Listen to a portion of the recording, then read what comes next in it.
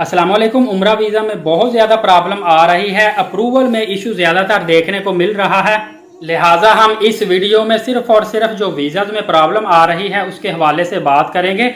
सबसे पहले तो आपको लगता होगा कि जैसे ही हम वीज़े के लिए रिक्वेस्ट डालते हैं उम्रा वीज़ा लगकर आ जाता है, इसमें कोई मुश्किल नहीं होती। तो ऐसी बात नहीं है। कुछ लोग ऐसे भी हैं जो सऊदी अरबिया में रहकर आए हैं या जिनकी फैमिली सऊदी अरबिया में रहकर आई हैं, उन पर किसी किस्म का एलिगेशन लगा हुआ है या वो ओवरस्टे किसी वजह से हुए हैं, कोई रूल तोड़ा है या वो ब्लैक लिस्ट है, किसी भी किस्म का केस है। तो वो समझते हैं कि अगर हम उम्रा वीज़ा के लिए या हज के लिए अप्लाई करते हैं तो हमें इसमें किसी किस्म का दुश्वारी का सामना नहीं करना पड़ता, हमें उम्रा वीज़ा लगकर आ जाता है। तो ऐसा बिल्कुल भी नहीं है। अगर आप सऊदी अरबिया में ब्लैक लिस्ट हैं तो आपका उम्रा वीज़ा हरगिज़ नहीं लगेगा। और अगर आप किसी तरीके से उम्रा वीज़ा लगवा कर चले भी जाते हैं तो सऊदी अरबिया के किसी भी एयरपोर्ट पे आप जाएंगे वहाँ से आपको डिपोर्ट कर दिया जाएगा। तो बहुत से लोगों के जहनों में उम्रा वीज़ा को लेकर इस तरह की मिसअंडरस्टैंडिंग है और वो इसी तरह की बातें ही उम्रा वीज़ा को लेकर सोचते हैं। देखिए, बहुत कम लोगों को मालूम है कि जो उम्रा वीज़ा है इसकी अप्रूवल जो आती है ये 30 मिनट से लेकर 2 घंटे के लिए इसका टाइम काफ़ी होता है। मतलब जैसे ही आप visa.mofa.gov.fa इसकी जो वजारत दाखिला सऊदी अरबिया की वेबसाइट है यहाँ पर जाएंगे, यहाँ पर जाकर जैसे ही आप रिक्वेस्ट डालते हैं आधे घंटे से लेकर 2 घंटे के अंदर अंदर आपका वीज़ा लगकर आ जाता है। डॉक्यूमेंट इसके लिए कौन से चाहिए होते हैं? डॉक्यूमेंट्स में आपका 6 मंथ तक वैलिड पासपोर्ट चाहिए होता है। उसकी फ्रंट साइड की जो स्कैन कॉपी है वही काफ़ी होती है 1 पेज की, लेकिन फिर भी आप 2 पेज की एहतियातन स्कैन कॉपी अपलोड कर दें। वाइट बैकग्राउंड वाली पिक्चर्स आपने अपलोड करनी होती है। आईडी कार्ड आपसे मांगा तो नहीं जाता, लेकिन आपके पास अपना पाकिस्तानी इंडियन कोई भी आईडी कार्ड होना चाहिए जो कि वैलिड हो, अदरवाइज आपको समटाइम एयरपोर्ट से ऑफलोड कर दिया जाता है। वीज़ा के लिए आपको रिक्वायर ये नहीं होता। अलबत्ता समटाइम आपसे रिटर्न टिकट मांगी जाती है, वो अपलोड करनी होती है। और आपके साथ अगर कोई महरम है, आपका वालिद वालदा बीवी बच्चे भाई, तो वो आपने जस्टिफिकेशन देनी होती है। लेकिन आपने वीज़ा लगवाते वक्त एक चीज़ का खास ख्याल रखना है कि ये जो स्कैन कॉपीज़ आप दे रहे हैं मिस प्रिंट नहीं होनी चाहिए, ब्लर नहीं होनी चाहिए, बिल्कुल वाज़िया और क्लियर इसके तमाम तर डॉक्यूमेंट्स होने चाहिए ताकि आपका वीज़ा डिले ना हो। काफ़ी दोस्तों ने पूछा था कि हम एयरपोर्ट से सऊदी रियाल कितने लेकर मैक्सिमम जा सकते हैं, तो उनको मैं क्लियर करता चलूँ। अगर 18 साल से कम एज आपकी है तो आप एक दफ़ा जब जा रहे हैं सऊदी अरबिया पर विज़िट कह लें, आप तकरीबन 9,000 रियाल तक अपने साथ लेकर जा सकते हैं। और अगर आपकी एज 18 साल से ज़्यादा है तो फिर आप इसका डबल मतलब 18,000 रियाल तक साथ लेकर जा सकते हैं एक ही वक्त में। सालाना इसकी जो लिमिट होती है वो अलग होती है। इसके अलावा अगर आपका उम्रा वीज़ा अप्रूव नहीं हुआ, समटाइम ये होता है कि 2 घंटे में आपका वीज़ा नहीं आया, कुछ दफ़ा आपके साथ बैड लक हो जाती है, आपका वीज़ा 1 हफ्ते तक नहीं आता, 1 महीने तक नहीं आता, 2-2 महीने लग जाते हैं।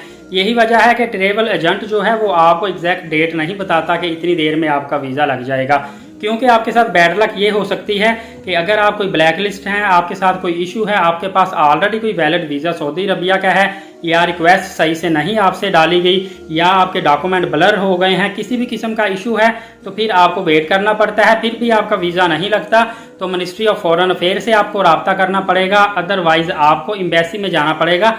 आपका जो सर्विस प्रोवाइडर है, ट्रैवल एजेंट है, उसके थ्रू ही आपने वीज़ा लगवाना है, वो ही एम्बेसी में रब्ता करके आपको वीज़ा की क्लैरिफिकेशन दे सकता है। बाकी अगर आपका वीज़ा लगकर आ जाता है तो उसमें एक आपका वीज़ा नंबर होता है, इसके अलावा पासपोर्ट नंबर होता है। इसके तहत आप खुद अपना वीज़ा चेक कर सकते हैं कि आया आपका वीज़ा रियल है या फेक है। इसके लिए आपने मोफा के पोर्टल पे जाना है, मिनिस्ट्री ऑफ फॉरेन अफेयर के पोर्टल पे जैसे ही जाएंगे वहाँ पे आपने लॉगिन करना होता है। डेफिनेटली आप रजिस्टर करेंगे खुद को तो लॉगिन कर सकते हैं।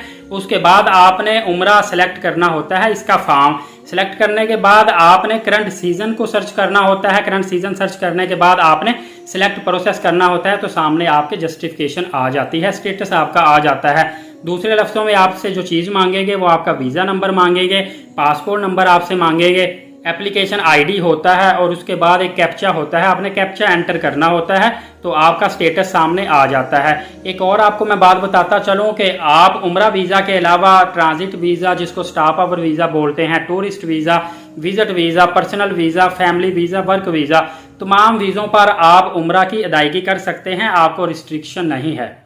और इन वीज़ाज पर आप किसी भी एयरपोर्ट पे लैंड कर सकते हैं। अगर आप टूरिस्ट हैं, आपको किसी भी किस्म का परेशानी का मसला सऊदी अरबिया में आया है तो आपने फौरी तौर पर 930 हेल्पलाइन डायल करनी है। ये टूरिस्ट के लिए हेल्पलाइन है। 24 घंटे आप 930 हेल्पलाइन डायल करेंगे तो आपकी मदद के लिए ये अमला दरकार होगा, फौरी तौर पर आपकी हेल्प की जाएगी। इसके अलावा काफ़ी दोस्तों ने पूछा था कि स्टॉप ओवर वीज़ा हमें फ्री कैसे मिलता है। तो ये स्टॉप ओवर वीज़ा आप सऊदी एयरलाइन या फ्लाई नास की टिकट बुक करवाते हैं तो साथ ही ऑप्शन आ जाती है, वहाँ से आप ये स्टॉप ओवर वीज़ा या ट्रांजिट वीज़ा फ्री में हासिल कर सकते हैं। लेकिन इसके लिए आपको एडमिनिस्ट्रेटिव चार्जेस और इसके साथ साथ मेडिकल इंश्योरेंस पे करनी पड़ती है। बहुत कम उसकी फ़ी होती है, आपको 96 आवर्स तक का फ्री वीज़ा मिल जाता है। दूसरा, काफ़ी दोस्तों ने पूछा था कि अगर हम उम्रा वीज़ा पर जाते हैं, ये 90 डेज़ का डेफिनेटली वीज़ा होता है।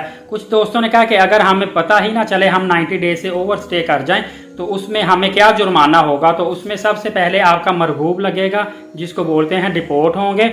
उससे पहले आपको तरहील होगी, मतलब जेल में जाएंगे, और इसका तकरीबन 25,000 रियाल फाइन होगा जो आपको देना पड़ेगा। 90 डेज़ के बाद 10 डेज़ आपका ग्रेस पीरियड होता है, 10 दिन के लिए आपको थोड़ी सी रिलैक्सेशन होती है। उसके बाद आपके ऊपर कार्रवाई की जाती है और जो 25,000 आपको फ़ाइन पड़ता है, जब तक आप तरहील में रहेंगे तब तक आपको ये फ़ाइन लाजमी पे करना पड़ता है। आपको छोड़कर डिपोर्ट ही तब करते हैं जब आप मुकम्मल जुर्माना पे कर देते हैं। इन चीज़ों का आपने खास ख्याल रखना है। इंशाल्लाह अगली वीडियो में आपको फ्री वीज़े के हवाले से बहुत अहम मालूमात दूंगा, लिहाजा अभी से चैनल को लाजमी सब्सक्राइब करें, वीडियो दूसरों तक शेयर भी किया करें।